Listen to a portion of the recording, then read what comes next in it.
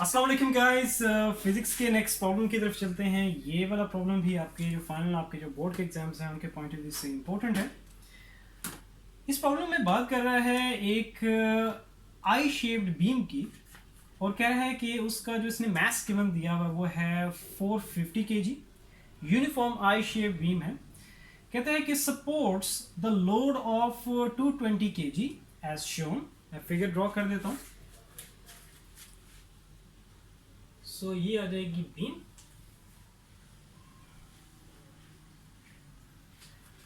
और इस बीम की यहाँ पे बना देता हूँ मैं सपोर्ट्स। ये इसकी सपोर्ट्स हैं। एक ये आ जाएगी और दूसरे एंड पे जो सपोर्ट आ जाएगी वो ये आ जाएगी।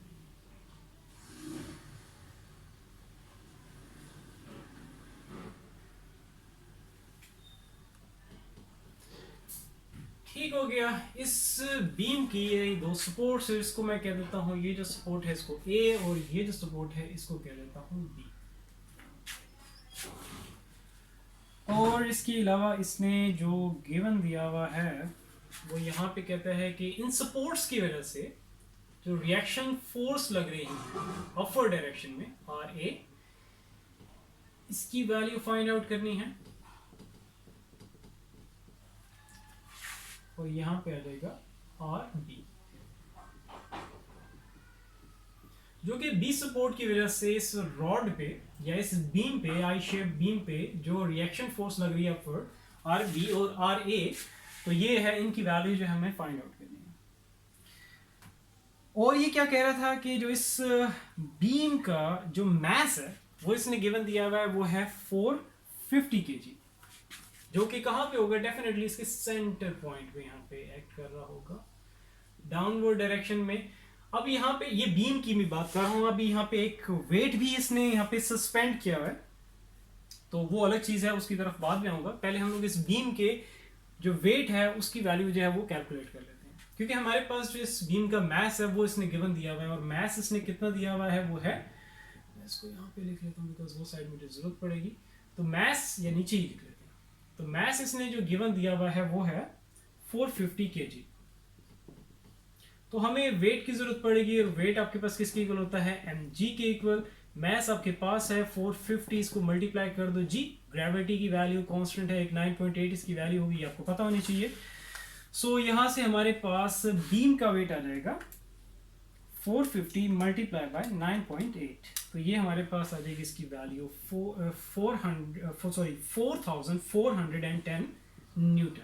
अब इसका यूनिट क्या होगा, न्यूटन। सो ये आपके पास क्या आ रहा है, मैं इसको इरेज कर देता हूँ यहाँ से, ठीक है।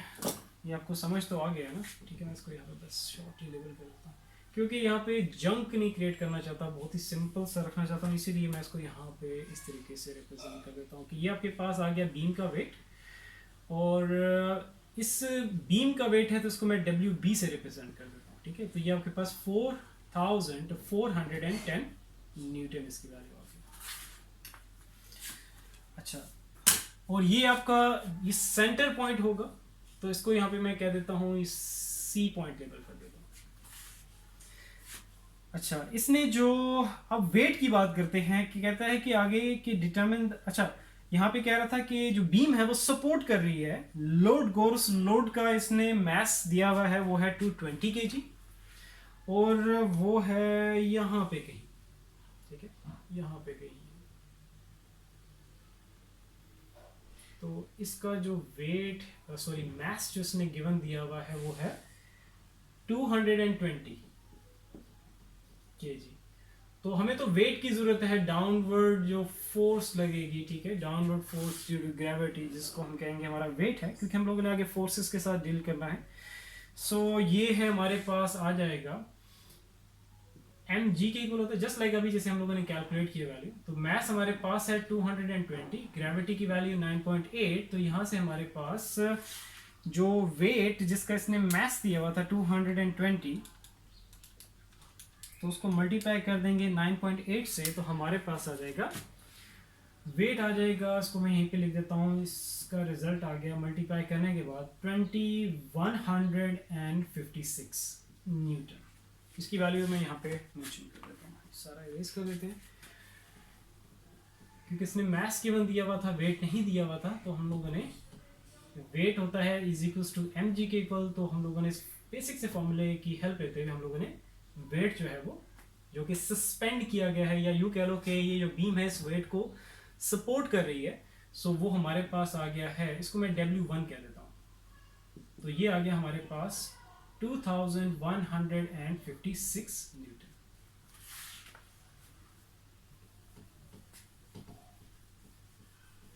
अब हो गया सिंपल। और इस पॉइंट को मैं कह देता हूं डी कह देते हैं इसे, ठीक है। अच्छा, और जो इसने यहाँ पे गिवन दिया हुआ है वो कहता है कि जो वेट जिसको ये सपोर्ट कर रहा है, W1 की हम बात कर रहे हैं, सो इस पॉइंट तक, इसको मैं साइड पे कर देता हूं,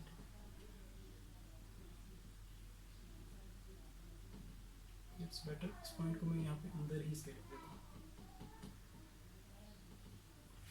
अच्छा, तो कहता है कि ये जो वेट जिस पॉइंट पे सस्पेंड हुआ है, या यूं कह लो कि इस बीम ने इस वेट को जो सपोर्ट दी हुई है, सो इस पॉइंट से लेके पॉइंट ए तक जो बीम की जो सपोर्टिंग पॉइंट है, ठीक है, ए, तो यहां से लेके यहां तक, मींस कह सकते हो कि ए डी का जो इसने लेंथ इसकी दी हुई है वो है 5.6 यूनिट, इसका क्या है, मीटर्स। और आगे फिर इसी पॉइंट जो कि वेट का पॉइंट है, जिस पॉइंट पे हम लोगों ने यहाँ पे W1, जो कि जिस पॉइंट पे हमने यहाँ पे इसने फिगर में वेट को शो किया हुआ है कि इस पॉइंट पे वेट को जो उसने बीम ने सपोर्ट दी हुई है, इस पॉइंट से लेके बी सपोर्ट तक जो उसने लेंथ गिवन दी हुई है वो है 2.4 मीटर्स। तो यहां से हम लोग एक और रिजल्ट एक्सट्रैक्ट कर सकते हैं। वो रिजल्ट क्या होगा कि इस पूरी बीम की जो लेंथ है वो आपके पास क्या हो जाएगी, 5.6 प्लस कर दोगे 2.4, तो ये हमारे पास कितनी आ जाएगी, मैं यहीं पे लिख देता हूं, ये हो जाएगी 8 मीटर्स। अब ये देखो कि आपके पास जो C है, ये सेंटर पॉइंट है इसका, इस बीम का, जिस पे इस बीम का जो होल वेट है यहाँ पे डाउनवर्ड आपके सामने है 4410 जो एक्ट कर रहा है डाउनवर्ड, तो ये सेंटर पॉइंट है बीम का, और बीम की जो टोटल लेंथ है वो कितनी है, 8 मीटर्स। सो यहां से लेके सपोर्ट ए से लेके इस सेंटर पॉइंट तक जो लेंथ होगी वो कितनी हो जाएगी फिर, 4 मीटर्स। इसी तरह फिर यहां से हम आगे अगर बात करें कि C से लेके B तक हमारे पास जो लेंथ आएगी वो क्या आएगी, 4 मीटर्स, क्योंकि ये सेंटर पॉइंट है, टोटल लेंथ 8 थी, तो ये 4, और आपके पास ये भी 4 होगी। सो यहां पे भी मैं इसको इस तरीके से मेंशन कर देता हूं, 4 मीटर्स। अब इसमें आप देखोगे कि ये आपके पास कितनी है, 4 मीटर्स, और यहां से लेके जो D पॉइंट है, ठीक है, D से लेके B तक जो डिस्टेंस है वो कितना है, 2.4। तो इसको आप माइनस करोगे, 4 माइनस 2.4 करोगे तो आपके पास कितना आ जाएगा, 1.6। तो 1.6 आपके पास क्या होगी, यहां से लेके यहां तक लेंथ, CD की लेंथ आपके पास आ जाएगी कितनी, 1.6 मीटर्स। आई होप ये आपको नजर आ रहा हो यहाँ पे,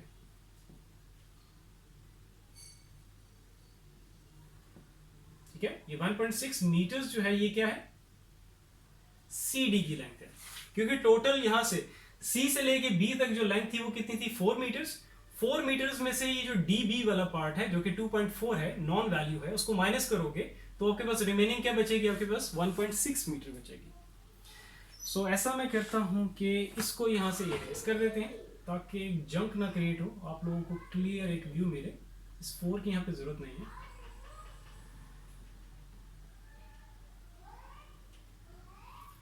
ये तो जस्ट मैंने समझाने के लिए यहाँ पे लिख दिया था, ठीक है। सो ये आपके पास आ जाएगा, फिर ये जो यहां से लेके यहां तक लेंथ है, मीन CD की मैं बात कर रहा हूं, तो ये आपके पास 1.6 मीटर हो जाएगा, क्योंकि टोटल यहां से लेके यहां तक कितना था, CB का लेंथ 4 थी, उसमें से 2.4 माइनस किया तो आपके पास रिमेनिंग बचेगा 1.6 मीटर्स।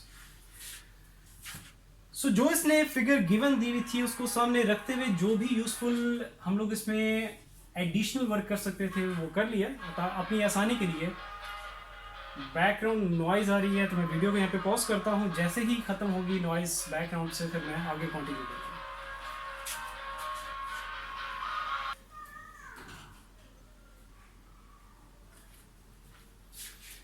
अच्छा, जो भी यूजफुल वर्क था वो हम लोगों ने यहाँ पे कर लिया। अब चलते हैं, सबसे पहले हम लोग हेल्प लेंगे फर्स्ट कंडीशन ऑफ इक्विलिब्रियम की और देखते हैं वहां से हम लोग कौन कौन से यूजफुल रिजल्ट जो है वो गेट कर सकते हैं। So by using first condition of equilibrium,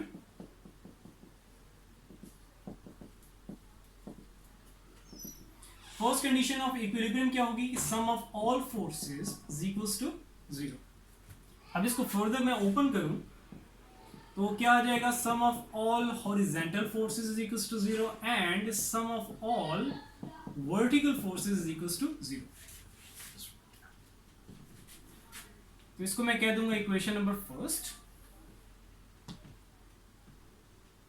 और इसको मैं कह दूंगा इक्वेशन नंबर सेकंड। अब हॉरिजॉन्टल फोर्सेस की पहले बात करते हैं। तो हॉरिजॉन्टल फोर्सेस हमारे पास इस तरह का सिनेरियो है, फिगर आपके सामने है कि हॉरिजॉन्टल फोर्सेस तो कोई भी नहीं है, तो ये यूजलेस है इक्वेशन हमारे पास। इक्वेशन नंबर टू जिसमें हम लोग बात कर रहे हैं सम ऑफ ऑल वर्टिकल फोर्सेस की, तो सारी की सारी वर्टिकल फोर्सेस ही हैं। सो मीन्स टू से कि जो इक्वेशन नंबर टू है यहाँ से हम लोग यूजफुल रिजल्ट गेट कर सकते हैं। वो क्या आएगा वो देख लेते हैं, लेकिन उससे पहले मैं आपको साइन कन्वेंशंस के बारे में बता देता हूँ। यहाँ पे हम लोग डील करेंगे फोर्सेस के साथ, positive x axis, negative X axis, positive Y axis and negative Y axis. अब पॉजिटिव एक्स एक्सिस के अलोंग जो भी फोर्सेस एक्ट कर रही होंगी उनके साथ हम साइन यूज करेंगे पॉजिटिव। इसी तरह नेगेटिव अगर हम इसका उल्ट देखें, मींस नेगेटिव एक्स एक्सिस की तरफ देखें, तो जो भी फोर्सेस एक्ट कर रही होंगी नेगेटिव एक्स एक्सिस की तरफ, तो उनके साथ साइन क्या आ जाएगा, नेगेटिव। इसी तरह नेगेटिव वाई एक्सिस के तरफ जो भी फोर्सेस लग रही होंगी उनके साथ साइन आ जाएगा नेगेटिव, और पॉजिटिव वाई एक्सिस के अलोंग जो भी फोर्सेस एक्ट कर रही होंगी उनके साथ साइन आ जाएगा पॉजिटिव। तो ये तो है साइन कन्वेंशंस। अब हम लोग बात करते हैं कि वाई एक्सिस के अलोंग, या यूं कह लो कि जो वर्टिकल फोर्सेस हैं वो कौन कौन सी हैं, उनका सम लेते हैं और वो सम इक्वल्स टू क्या होना चाहिए, जीरो होना चाहिए, और साइंस आपके सामने है। अच्छा, यहीं से स्टार्ट करते हैं। ये आपके पास क्या है, रिएक्शन फोर्सेज ही हैं, ठीक है, ये फोर्सेज ही हैं, जस्ट रिप्रेजेंट किया गया इसको आर से।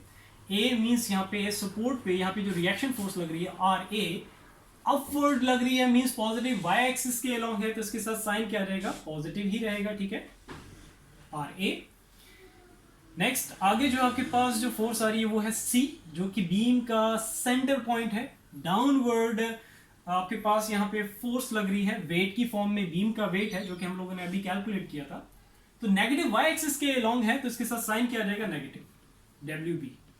नेक्स्ट आगे चलते हैं। इसी तरह जो वेट, जो कि इस बीम ने जिस वेट को सपोर्ट किया हुआ है डी पॉइंट पे, W1 है, डाउनवर्ड लग रहा है, मींस नेगेटिव वाई एक्सिस के अलोंग है, तो इसके साथ साइन आ जाएगा नेगेटिव। नेक्स्ट आगे चलते हैं, आर बी लास्ट हमारी जो फोर्स है जो कि रिएक्शन फोर्स है एट सपोर्ट बी, तो वो क्या है, पॉजिटिव वाई एक्सिस के अलोंग है, उसके साथ साइन क्या आ जाएगा, पॉजिटिव। सो इनकी वैल्यू तो नॉन है, गिवन है, हम लोग फाइंड आउट कैलकुलेट कर चुके हैं, ठीक है। तो वैल्यूज पुट करो और इसको फाइनलाइज करके इक्वेशन की फॉर्म में हमें लिख देना है। So R A plus R B, ये वैल्यूज हमें फाइंड आउट करनी है, जिसके लिए हम लोग ये सारा प्रॉब्लम कर रहे हैं, इसका सोल्यूशन कर रहे हैं। ये दोनों क्या है, नेगेटिव, इनको राइट साइड पे लेके जाओगे तो हो जाएंगे पॉजिटिव। अब जस्ट वैल्यूज पुट कर दो।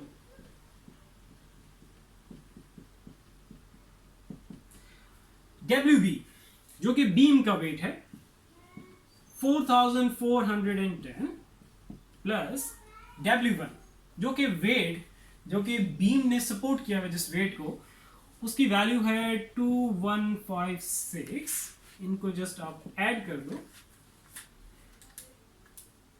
4410 प्लस 2156, तो ये हमारे पास वैल्यू आ जाएगी 6566 न्यूटन। न्यूटन में इसलिए लगा रहा हूं क्योंकि ये सम ऑफ फोर्सेस की बात हो रही है, तो यूनिट इसका आ जाएगा Newton.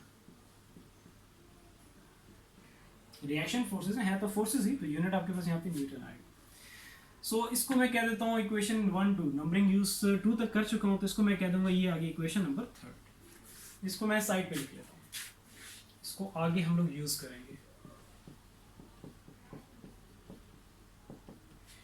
Is equals to 6566 newton. तो इसको मैंने लेबल किया हुआ इक्वेशन नंबर 3 करके। नेक्स्ट आगे चलते हैं। फर्स्ट कंडीशन ऑफ इक्विलिब्रियम से हम लोगों ने इक्वेशन की फॉर्म में एक यूजफुल रिजल्ट गेट कर लिया है, जो कि इक्वेशन 3 करके मैंने लेबल किया है। इसको आगे हम लोग यूज करेंगे, सो इसीलिए मैंने उसको यहाँ पे साइड में लिख दिया। अब चलते हैं, हेल्प लेते हैं सेकंड कंडीशन ऑफ इक्विलिब्रियम की, जिसमें हम लोग टॉर्क्स के साथ डील करेंगे, टर्निंग इफेक्ट की हम लोग बात करते हैं। तो अब हम चलते हैं second condition of equilibrium. So by using second condition of equilibrium, second condition of equilibrium क्या होगा? वो होता है sum of all torques equals to 0। अब इसमें किस किस तरह की टॉर्क्स आ जाती हैं, इसको फर्दर मैं ओपन करता हूं, तो यहाँ पे आ जाएगी sum of all clockwise torques equals to 0 and sum of all counter clockwise, या इसको एंटी क्लॉकवाइज भी कह सकते हो, torques equals to 0। Sign conventions क्या होंगी कि क्लॉकवाइज टॉर्क्स के साथ साइन क्या आएगा, वो आएगा नेगेटिव, और काउंटर क्लॉकवाइज या एंटी क्लॉकवाइज जो टॉर्क्स आएंगे उनके साथ साइन क्या आएगा, पॉजिटिव। तो इन साइन कन्वेंशंस का आपने ध्यान रखना है। अच्छा, अब चलते हैं कि अब हमें डिसाइड करना है इसके बाद कि हमारा पॉइंट ऑफ रोटेशन क्या होगा। वो आप ये ए भी ले सकते हो और बी भी ले सकते हो, ये दो इसकी सपोर्ट्स थी। मैं यहाँ पे ए को ले लेता हूँ, आंसर सेम ही आएंगे, ठीक है, चाहे आप ए को पॉइंट ऑफ रोटेशन लो या बी को लो। तो यहां पे मैं ले रहा हूं ए को। सो पॉइंट ऑफ रोटेशन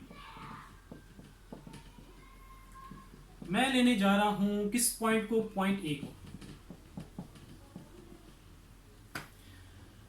इसके बाद अब चलते हैं, जो सम ऑफ ऑल टॉर्क्स की बात की थी, इसको फर्दर अब मैं ओपन करूंगा according to the scenario, according to the figure. तो हम स्टार्ट लेंगे, अब हमें पॉइंट ऑफ रोटेशन मिल गया, ठीक है, इसको मैं जरा हाईलाइट भी करता हूं। तो ये हमारे पास क्या है, ए। तो स्टार्ट यहीं से करेंगे। तो आपके पास क्या है कि जो पॉइंट ऑफ, सबसे पहली जो फोर्स है, जो रिएक्शन फोर्स है, आर ए की मैं बात कर रहा हूं, ठीक है। तो पॉइंट ऑफ, इस केस में पॉइंट ऑफ फोर्स भी यही है और पॉइंट ऑफ रोटेशन भी यही है, तो ये तो हो जाएगा 0, इसको लिखने की जरूरत नहीं है। नेक्स्ट आगे चलते हैं। नेक्स्ट जो आपके पास पॉइंट ऑफ फोर्स बनेगा वो बन जाएगा सी। तो ये आपके पास इधर आ जाएगा, इसको मैं यहां सी मैंने लिख दिया, ये पॉइंट ऑफ फोर्स को इंडिकेट कर रहा है। और अब ये जो पॉइंट ऑफ फोर्स है WB, जो फोर्स डाउनवर्ड लग रही है, पॉइंट ऑफ रोटेशन ये रहा, पॉइंट ऑफ फोर्स ये रहा। अब ये इसमें टॉर्क किस तरह का लेके आएगा, क्लॉकवाइज आएगा या काउंटर क्लॉकवाइज आएगा या एंटी क्लॉकवाइज आप कह सकते हो, तो वो देख लेते हैं। तो पॉइंट ऑफ रोटेशन आपके पास ये रहा, पॉइंट ऑफ फोर्स ये रहा, तो ये आपके पास किस तरह का टॉर्क प्रोड्यूस करेगा, ये वाली जो फोर्स है WB, जो कि बीम का वेट है, तो ये क्लॉकवाइज टॉर्क इसमें प्रोड्यूस करेगा। तो क्लॉकवाइज टॉर्क, साइंस का ध्यान रखना है, क्लॉकवाइज टॉर्क साइन कन्वेंशंस क्या आएगा, साइन यहाँ पे नेगेटिव। नेक्स्ट आगे चलते हैं। नेक्स्ट जो आपके पास फोर्स है, जो पॉइंट ऑफ फोर्स है आपके पास, वो ये रही। फोर्स क्या है, डाउनवर्ड फोर्स लग रही है, जो कि वेट आपके पास जो उसने स्टार्टिंग में गिवन दिया हुआ था मैस की फॉर्म में, हम लोगों ने वेट इसका कैलकुलेट किया था W1। So point of force आपके पास क्या है, D। साइन क्या आएगा, साइन देख लेते हैं, ठीक है।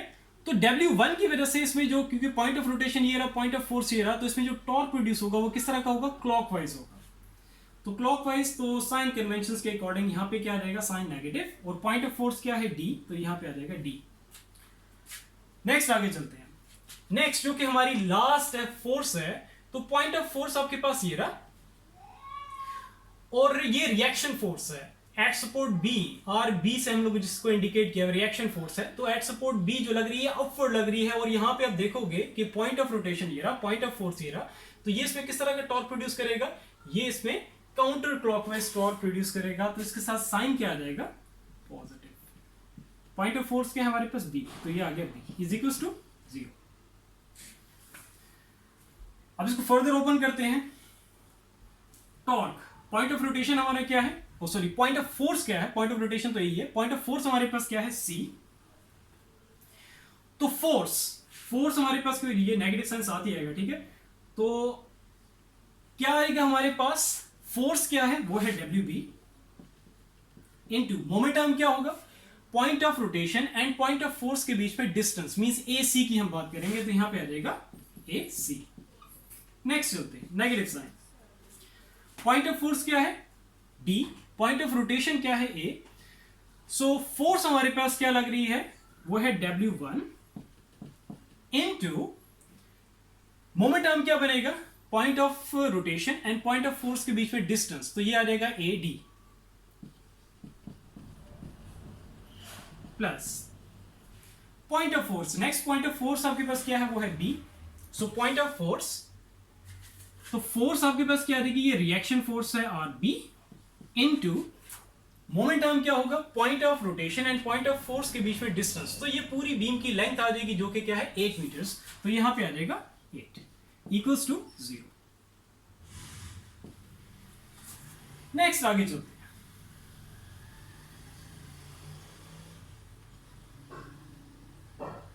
नेगेटिव साइन, W की B की वैल्यू, जो भी वैल्यू यहां पे नॉन है गिवन है वो वैल्यूज पुट करते जाओ। तो WB किसके इक्वल है, वो है 4410 इनटू AC। यहां पे क्या होगा, AC आपके पास क्योंकि C सेंटर पॉइंट था और A आपके पास ये जो स्टार्टिंग वाली ये जो सपोर्ट है A, तो A और C के बीच में जो डिस्टेंस है वो कितना है 4 मीटर्स, तो यहां पे आ जाएगा 4 माइनस W1 आपके पास किसके इक्वल है वो है 2156 इनटू AD किसके इक्वल होगा, AC प्लस CD। AC इसी फर्दर मैं इसको यहां पे कह सकते हो कि ओपन करके लिख रहा हूं, ठीक है। AD किसके इक्वल हो जाएगा, AC प्लस CD।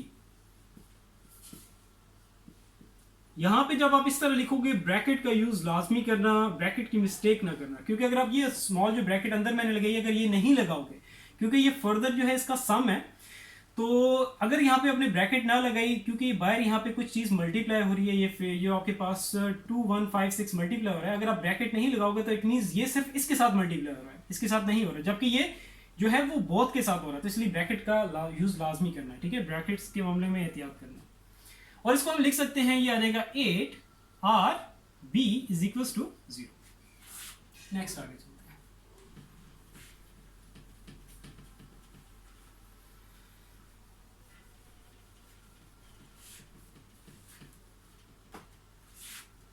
इनको मल्टीप्लाई, जो सिंप्लीफाई होता है उसको सिंप्लीफाई करते जो साथ साथ। सो ये आ जाएगा हमारे पास 4410 मल्टीप्लाई बाय 4, ये आ जाएगा -176 40, और इस ये भी बाकी रहता है नेगेटिव साइन 2156 इनटू AC की वैल्यू क्या आपके पास आएगी, AC किसकी इक्वल है वो है 4 प्लस आगे क्या है CD आपके पास किसकी इक्वल है, स्टार्टिंग में हमने ये वैल्यू कैलकुलेट कर ली थी क्योंकि आगे हमने यहाँ पे यूज करना था, तो वह 1.6। इसके बाद नेक्स्ट आगे चलते हैं, ये ब्रैकेट यहाँ पे क्लोज करो और आगे क्या हमारे पास plus 8RB is equal to 0। Further इसको सिंप्लीफाई करते जाओ, 17640 इनको ऐड करो पहले और इसके साथ फिर मल्टीप्लाई कर दो, तो ये कितना हो जाएगा 5.6 मल्टीप्लाई बाय 2156, तो ये आपके पास आ जाएगा 12736 3.6, सॉरी यहाँ पे आ जाएगा 3 के बाद पॉइंट आएगा और ये आ जाएगा 6, 12073.6। सही हो गया। अच्छा एक और भी चीज है, आप यहाँ पे डायरेक्ट भी एक काम कर सकते हो। देखो AD की हम लोगों ने जब बात की थी तो AD एक्चुअली आपके पास क्या है 5.6 यहाँ पे इसने मेंशन किया हुआ है, इसकी वैल्यू आप डायरेक्टली भी यूज कर सकते हो, ठीक है। तो इस तरह आपको ओपन करने की जरूरत नहीं पड़ेगी, आप डायरेक्टली उसकी वैल्यू को यूज कर सकते हो, ये भी ठीक है, उस तरीके से करोगे तो वो भी आपका ठीक होगा, ठीक है। So plus 8RB is equal to 0। इनको क्यों दोनों के साथ नेगेटिव साइन है, होंगे ऐड, साइन नेगेटिव आएगा। सो यहाँ से हमारे पास आ जाएगा माइनस एन को ऐड ही कर लेते हैं 17640 प्लस 12073.6 साइन नेगेटिव ही आएगा, वो तो ऐड रही है लेकिन साइन नेगेटिव आएगा इनके साथ 13.6 प्लस 8RB, क्योंकि मैं आप लोगों को एक एक चीज़ जो है वो बिल्कुल ओपन फॉर्म में ज़्यादा एलैबोरेट करके करवाता हूँ, तो इसीलिए मैंने इस चीज़ को भी यहाँ पे इस तरह ओपन करके किया हुआ है। आप लोग उसको डायरेक्टली भी ले सकते हो, ठीक है। अच्छा 8RB इसको यहीं पे रहने दो, ये नेगेटिव है, इसको ले जाओगे राइट साइड पे तो साइन क्या हो जाएगा पॉजिटिव 13.6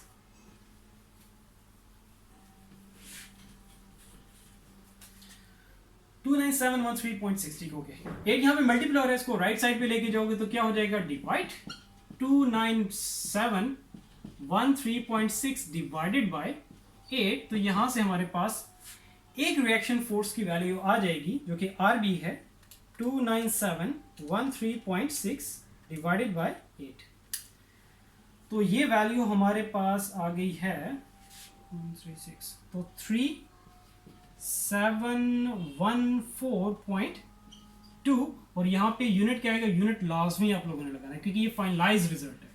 सो ये हमारे पास क्या आ गया, इसका यूनिट क्या आएगा न्यूटन, क्योंकि ये रिएक्शन फोर्स है, रिप्रेजेंट R से कर रहे हैं लेकिन ये है फोर्स, तो यूनिट इसका क्या आएगा न्यूटन। अच्छा एक तो रिएक्शन फोर्स आपके पास आ गई, अब चलते हैं RA की वैल्यू की तरफ। अब यही वैल्यू जो RB की वैल्यू है इसको यहाँ पे पुट करोगे तो आपके पास क्या आ जाएगा RA की वैल्यू आ जाएगी, जो रिएक्शन फोर्स लग रही है एट सपोर्ट A उसकी वैल्यू आ जाएगी, उसकी वैल्यू फाइंड आउट करते हैं।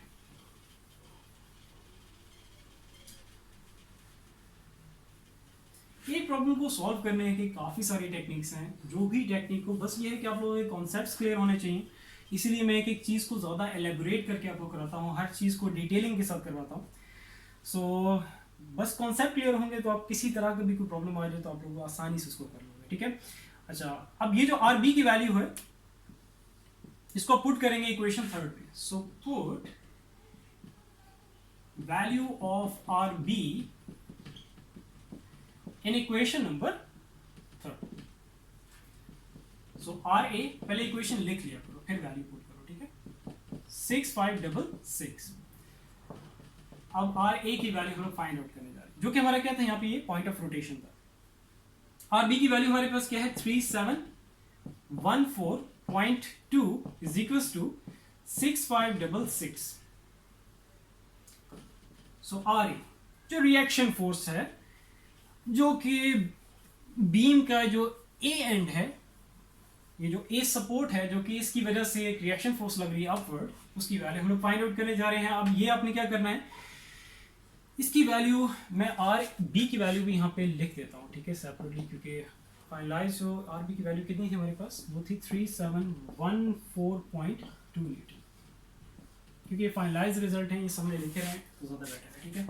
अच्छा तो क्या होगा आपके पास, ये जो आपके पास यहाँ पे वैल्यू है इसको लेके, यहाँ पे पॉजिटिव है, इसको राइट साइड पे लेके जाओगे तो क्या हो जाएगा, साइन आ जाएगा नेगेटिव 3714.2। सो RA की वैल्यू हमारे पास आ जाएगी 6566 माइनस 3714.2, तो ये वैल्यू हमारे पास आ गई है 2851.8 न्यूटन्स। सो ये दो रिएक्शन फोर्सेस की वैल्यू हमें फाइंड आउट करनी थी, जो कि आपके सामने। सो एक एक चीज मैंने डिटेलिंग के साथ करवाई है, जो एक बीच में मैंने स्टेप आपको बताया था कि वो आप डायरेक्ट भी कर सकते हो, जब AD की बात आएगी तो वो डायरेक्टली वैल्यू आप 5.6 को यूज कर सकते हो। सो और बाकी सिंप्लीफिकेशन, कैलकुलेशन, फिगर या जो भी चीज़ मैंने आपको यहाँ पे समझाई है उससे रिलेटेड कुछ भी प्रॉब्लम है, कहीं पे भी किसी तरह के भी एक टाइनी सी भी कंफ्यूजन है तो नीचे कमेंट सेक्शन में कमेंट करके आप लोग पूछ सकते हो, क्योंकि मैं तभी सेटिस्फाई होऊंगा जब आप लोगों को एक प्रॉब्लम कंप्लीटली जो है वो समझ आ जाएगी, कोई इशू नहीं होगा। मैं इसीलिए अपनी, पहले तो मैं ये होता था कि चीज़ों को ज़रा स्पीड में करवाता था, लेकिन अब मैंने स्पीड अपनी स्लो डाउन कर ली है, क्योंकि मेरा जो मेन ऑब्जेक्टिव है वो आपके कॉन्सेप्ट्स हैं। कॉन्सेप्ट्स अगर क्लियर हैं तो मेरा मेन ऑब्जेक्टिव जो है वो भी कंप्लीट होगा, मैं भी सेटिस्फाइड होऊंगा, और आप लोगों की लाइफ अभी भी आसान होगी अगर आपके कॉन्सेप्ट्स क्लियर होंगे, तो लाइफ अभी भी आसान होगी। और हायर स्टडीज़ के लिए जब आप यूनिवर्सिटीज़ में जाओगे तब आपकी वहाँ पे, क्योंकि वहाँ सारे आगे कॉन्सेप्ट्स चलते हैं, सो अब तो फेडरल बोर्ड के एग्जाम्स भी इस तरह से डिज़ाइन होते हैं कि उसमें एक दो क्वेश्चन या उनसे भी ज़्यादा वो क्वेश्चंस कॉन्सेप्चुअल क्वेश्चंस वो उन्होंने डालना शुरू कर दिए हैं। तो बेसिकली यही हो रहा है कि अब आपके कॉन्सेप्ट्स चेक किए जा रहे हैं, ना कि आप लोगों का रट्टा। तो इसलिए मेरा भी मेन ऑब्जेक्टिव यही है कि जो कि मेन होना भी यही चाहिए कि आप लोगों के जो कॉन्सेप्ट्स हैं वो मैं क्लियर करूँ, बजाय सिर्फ सोल्यूशन करा के चला जाऊँ। अगर मैं सोल्यूशन सिर्फ कराना तो ये तो फिर 5-5 minute, 2-2 minute, 3-3 minute, 10-10 minute, maximum 8 या 10 मिनट के थे प्रॉब्लम्स, वो करके मैं चला जाता। मैं ज़्यादा टाइम इसीलिए लगा रहा हूँ ताकि एक एक कहीं भी अगर मैं एक डॉट भी लगा रहा हूँ तो उसकी भी रीज़न दूँ कि वो मैंने क्यों लगाया, उसके पीछे क्या रीज़न है। सो मेरी पूरी कोशिश है अपनी तरफ से कि जितना मेरे पास नॉलेज है मैं पूरी कोशिश करूँगा कि उसको मैं अच्छे तरीके से डिलीवर कर सकूँ, ताकि आप लोगों के जो प्रॉब्लम्स जो कि आप लोग फेस करते हो कॉन्सेप्ट्स में, तो वो आपकी जो है वो मैं रेक्टिफाई कर सकूँ, वो क्लियर कर सकूँ। बाकी मेरी पूरी कोशिश है आगे आप लोग ये है कि आप लोगों के एंड में आप लोग इन क्वेश्चंस की प्रैक्टिस करो, और कहीं पे कुछ भी प्रॉब्लम आता है बिल्कुल भाइयों की तरह आप नीचे कमेंट सेक्शन में कमेंट करके पूछ सकते हैं मुझे। सो इंशाल्लाह ताला फिर नेक्स्ट वीडियो में मिलते हैं। अपना बहुत सारा ख्याल रखो। अल्लाह हाफिज़।